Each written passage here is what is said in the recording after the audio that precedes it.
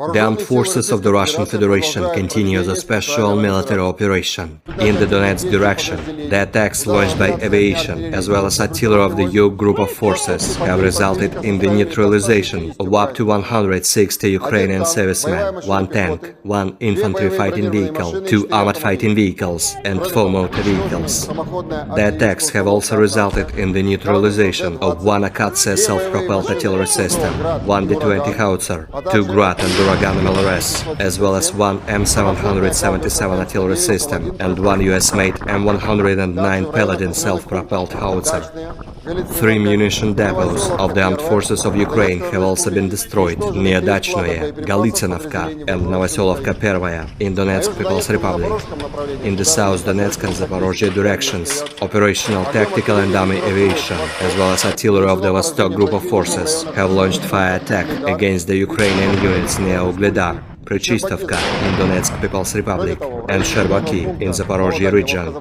Moreover, one sabotage and reconnaissance group of the enemy has been eliminated near Dachnoye in Zaporozhye region. The enemy losses were up to 75 soldiers, 3 armored fighting vehicles, 4 pickup trucks, and 1 Akatsia self-propelled artillery system. In total, 401 airplanes, 221 helicopters, 3,425 unmanned aerial vehicles, 412 air defense missile systems, 8,303 tanks and other armored combat vehicles, 1,059 combat vehicles equipped with MLRS, 4,363 field artillery cannons and motors, as well as 8,953 units of special military equipment have been destroyed during the special military operation.